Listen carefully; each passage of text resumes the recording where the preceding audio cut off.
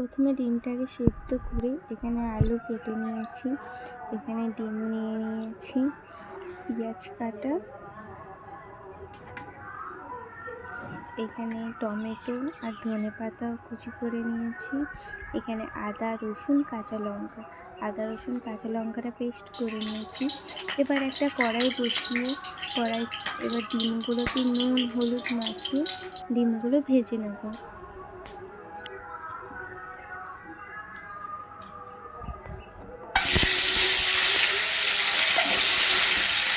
এবার ডিমগুলো আস্তে আস্তে ভেজে নেব।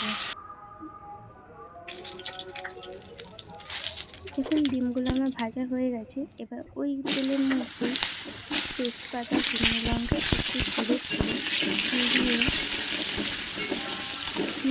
দিয়ে দিলাম। ওই মধ্যে এবার যে কাটা আলুগুলো এবার ওর মধ্যে দিয়ে দেবো।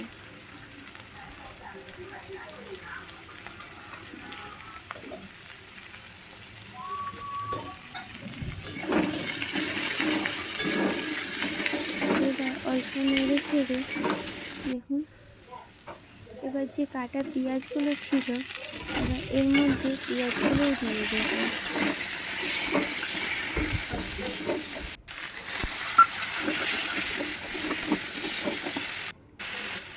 আবার একটু নাড়াচাড়া করে নেব, একটু ততক্ষণ লাল লাল ভাজা হোক।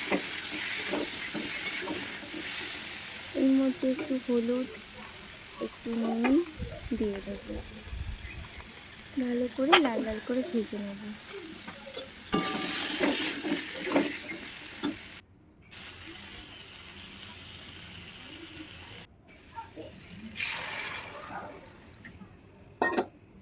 দেখুন আলুগুলো ভাজা হয়ে গেছে। এবং যে কাটা টমেটোটা ছিল টমেটোটা দিয়ে দেব।